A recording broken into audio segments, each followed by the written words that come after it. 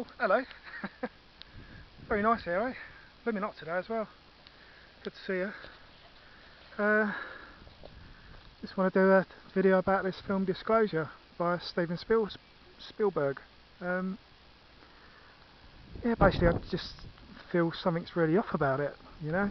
I've not watched it, I'm probably not going to watch it. Don't feel I need to be honest with you. Not being arrogant or nothing, but just don't think it's got any messages that are actually really relevant.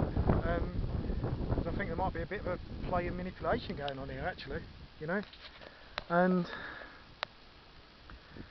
yeah, because it's just a bit strange that just at a time when governments are releasing documents and admitting stuff about UFO sightings, which they've denied for the past number of decades, but then all of a sudden these things are coming to light and being released openly, and if this film comes out, it seems a bit odd.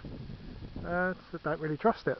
And also because I think the great manipulation is, and I'm sure it will be in the film, but I think this whole agenda is about trying to convince people like the alien thing is a physical thing, you know. It's like Star Trek, you know.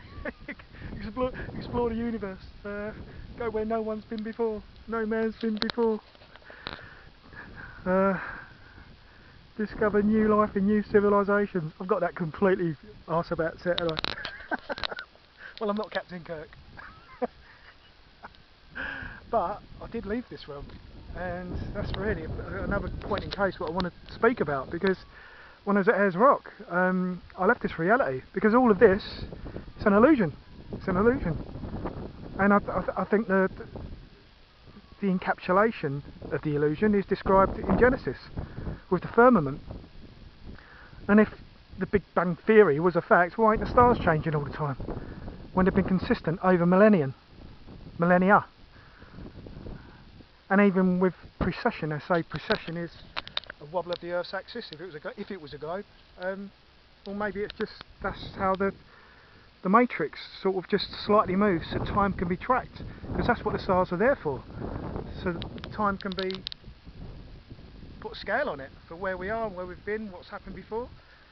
I think this is why the stars were so much adhered to and studied by ancient civilizations, you know. And yeah, because really where I went was a place of everything and nothingness. It was like a blackness, a black space, and there were stars around it, filled with love, and you felt part of everything, but you still, your own consciousness, you was aware of your own consciousness within it all. And the experience was validated by David Icke in 2017. I went to see him in Manchester. I took my dad, and he had an ayahuasca trip, and he described the same place. Very similar words, terminology to what I did, and he said the black space was potential. That's where the potential of creation is. I thought, wow, yeah, that makes complete and utter sense, you know. And so yeah, I left there. I was at Ayers Rock. I mean, it's a very, very powerful place, Ayers Rock. So maybe I just connected. I was in that right frequency at that time. But all this is frequency. This is what I'm trying to say. So any other life, it's a frequency.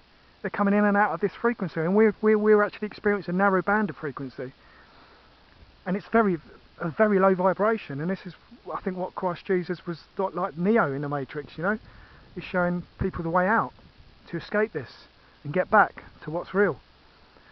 So yeah, and I just think a mass play and manipulation could be going on with this to convince people about the physicality of it, and it could be used as a way to control humanity. And you just got to look back at the series V back in the 80s. If you've never seen it, go and watch it. If you have seen it, watch it again. You know how aliens arrive, invade the earth as our saviours when they're our slavers, and they're manipulating everything. They're just using our resources, using us as a resource. Yeah, that makes a lot of sense with the reptilian agenda, eh? So just want to have this word, and be savvy about it. Be savvy. That's all I've got to say.